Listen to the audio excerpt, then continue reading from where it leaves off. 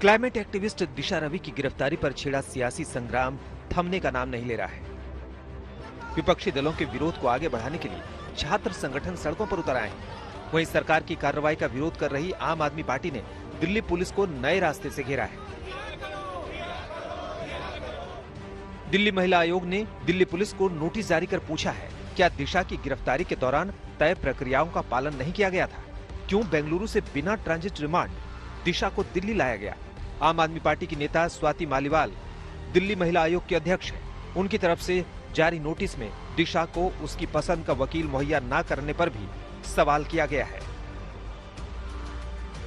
दूसरी तरफ कांग्रेस ने दिशा की गिरफ्तारी को जहां सरकार का दमन करार दिया, वहीं बीजेपी पूछ रही है कि कांग्रेस हमेशा देश तोड़ने वालों के साथ क्यों खड़ी हो जाती है। सरकार को ये लगे कि ये बात मुझे पसंद नहीं है तो तुरंत कार्रवाई करने के लिए सरकार के पास इस तरीके की कानून मौजूद है। जिस प्रकार का खुलासा दिल्ली पुलिस ने अपने प्रेस वार्ता में किया है वो देश को चौंकाने वाला है। जिस टूल किट के विषय में पूरा देश सवाल उठा रहा था कि ये देश को तोड़ने वाला एक टूल किट था। कांग्रेस नेताओं ने एक के बाद एक कई ट्वीट में कहा है कि क्या सरकार 21 साल की लड़की से डर गई है। जवाब में केंद्रीय मंत्री गिरिराज सिंह ने ट्वीट किया, देश पर आतंकी हमला करने वाले अजमल कसाब की उम्र क्या थी? विपक्ष को सत्ता की इतनी भूख नहीं होनी चाहिए कि वो देश तोड़ने वालों के समर्थन में उतर जाए।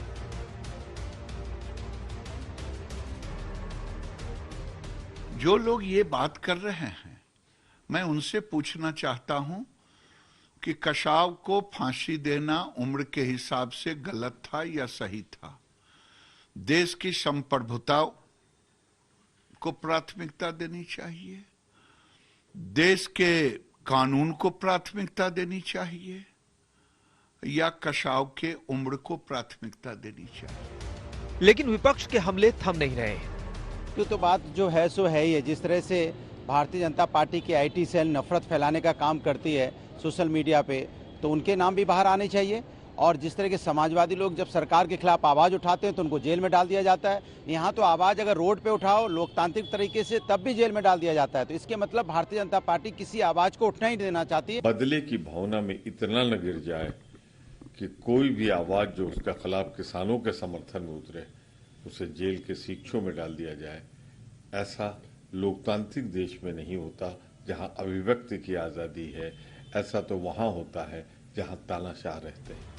दिशा पर इस सियासी दंगल में ममता भी कूद पड़ी। सियासी बयानबाजी के बीच दिल्ली पुलिस कमिश्नर ने कहा है कि दिशा की गिरफ्तारी कानून के मुताबिक हुई है और कानून उम्र नहीं देखता। गिरफ्तारी बिल्कुल कानून के अनुसार और सारी जो प्रोसीजर को फॉलो करते हुए दिशा की गिरफ्तारी हुई है। कानून ये उसमें 22 साल की उम्र का और 50 साल की उम्र में कोई उसमें डिफरेंस नहीं करती है। पुलिस ने जहां टूल किट केस के आरोपियों के खिलाफ गंभीर धाराओं में केस दर्ज किया है, वहीं विपक्ष इसे सरकार का दमन बता रहा है। लेकिन कनाडा में बैठे खालिस्तानी आकाओं के इशारे पर रची गई साजिश के सवालों से वो बच निकलता है। कोलकाता में इंद्रजीत कुंडू और दिल्ली में तंसीम हैदर और राम किंकर सिंह के साथ आज तक ब्यूरो।